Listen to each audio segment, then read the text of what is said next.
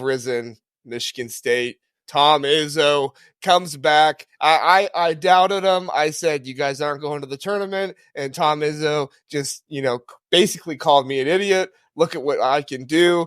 Tyson Walker went off. I still don't know if the front court was doing as much as maybe they should have, but at least Tyson Walker, it just felt like he was dragging this team, and he was like, I am not going to let anybody else lose this game for me. We're going to win this game, guys. Russ, what were some of your thoughts on the Michigan State win?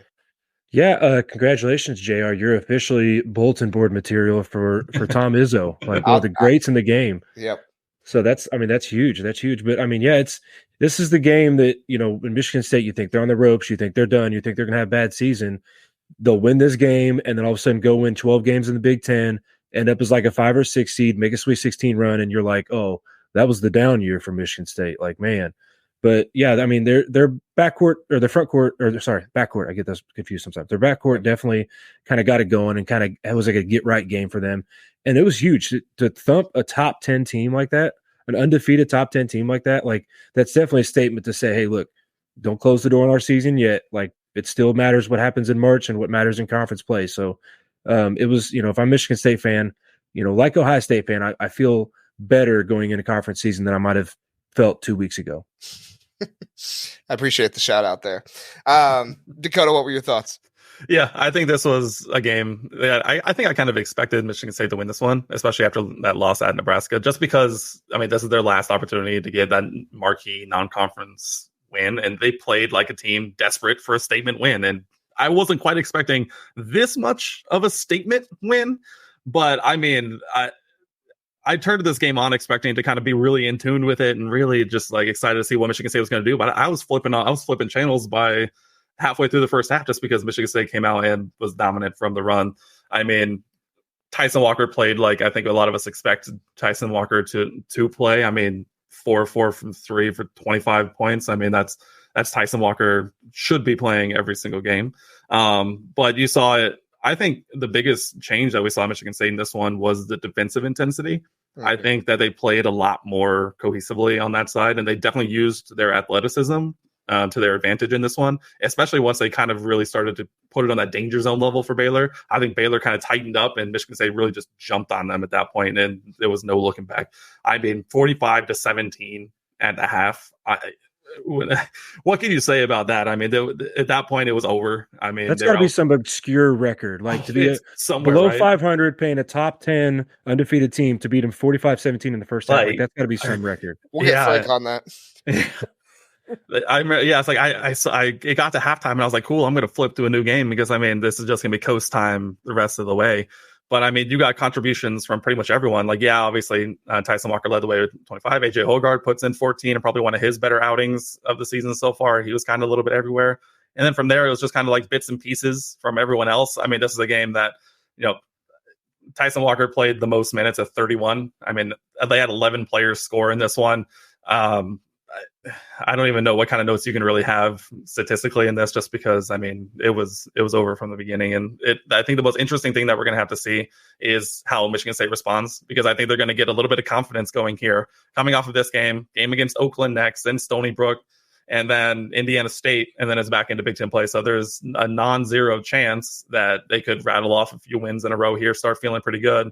But it'll be, I think, a little bit of time before they kind of get hit in the mouth again, and they might be able to get this thing rolling. Who knows? But like you mentioned, JR, that the presence down low, I don't think is still quite where it needs to be, especially as they get back into Big Ten play. They're really not getting much down there.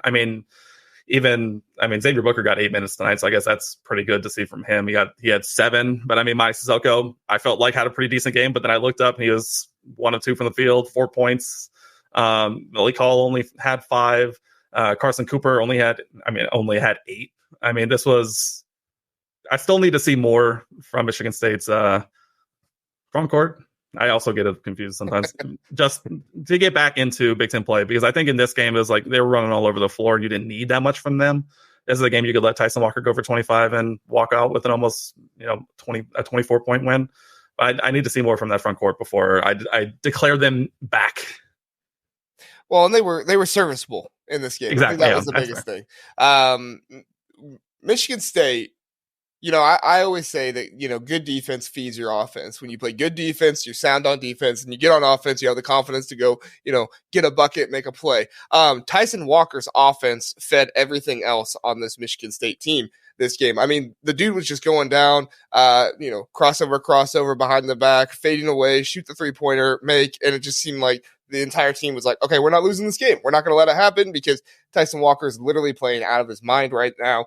It is one of those rare cases where an offense can feed a defense in these games. And I don't know if that's sustainable. I don't know if that can keep on happening. I question whether I should ever doubt Tom Izzo again. I know it's not a smart thing to do, but I'm right there with you, Dakota. I look at this front court and I'm like, you were serviceable. That was fine. But are you going to be able to get away with a serviceable a front court in the Big Ten? I mean, we just saw Nebraska have 2 players, and we'll talk about them later. We just saw Nebraska have 2 players combining get 30 rebounds. Michigan State had 27 in this game. 2 guys on Nebraska had more rebounds in their game than all of Michigan State had in their game. So, listen, I want Tom Izzo to do well. I think Tom Izzo is a storied coach, and I want him to do well, and I want him to be able to make these things happen. But at the end of the day, it's like, yes, Tyson Walker went off, but is this sustainable? Can Tyson Walker put up 25 and just go out of his mind shooting in these games? And can A.J. Hoggard continue to be the passer that he needs to be and run this offense so that way he gets other guys involved?